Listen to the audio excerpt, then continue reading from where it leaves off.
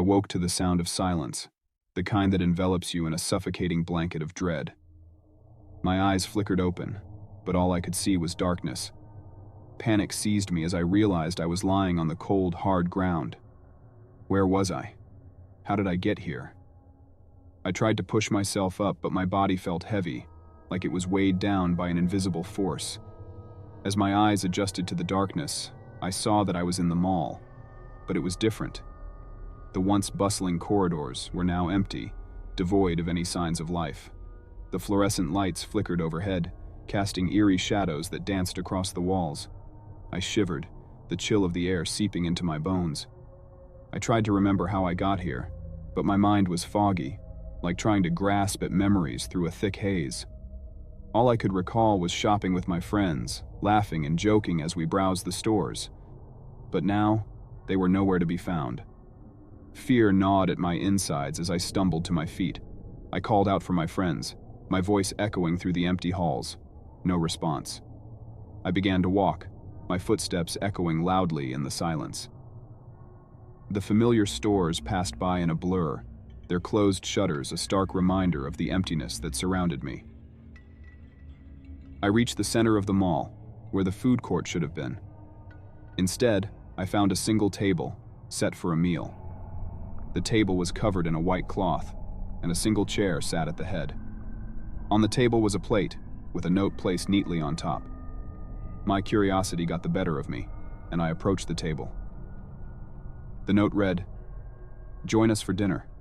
We've been waiting for you." A chill ran down my spine as I looked around, but there was no one in sight. Who could have left this note? And why did it feel like it was meant for me? I sat down at the table, the chair creaking beneath me. The plate in front of me was covered with a silver dome, like something out of a fancy restaurant. With trembling hands, I lifted the dome, revealing a meal that looked like it had been prepared just for me. I hesitated, the fear gripping me tighter. But then hunger gnawed at my stomach, reminding me that I hadn't eaten in hours. With a deep breath, I picked up the fork and took a bite. The food was exquisite, like nothing I had ever tasted before.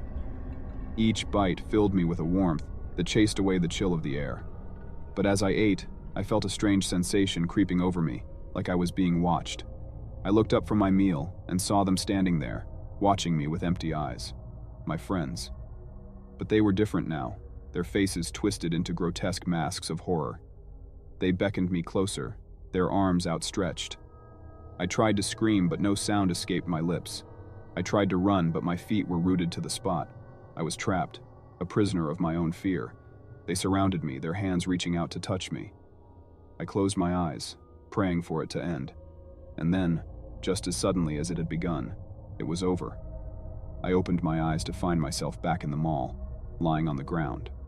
But this time, I was alone. The table, the meal, the note, all of it was gone. It was just me in the empty mall once more. I stumbled to my feet, my heart racing in my chest. I ran, not knowing where I was going, only knowing that I had to get out. I reached the entrance, but the doors were locked, the metal shutters closed tight. I pounded on the doors, screaming for help, but no one came.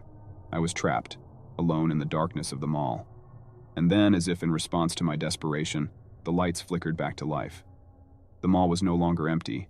The stores were open, the corridors filled with people going about their business.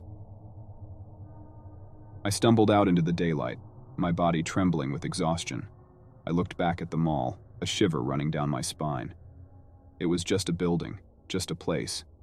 But to me, it would always be a place of nightmares. As I walked away, I couldn't shake the feeling that I was being watched, that somewhere, in the shadows of the mall, something was waiting for me, and that next time, it might not let me go.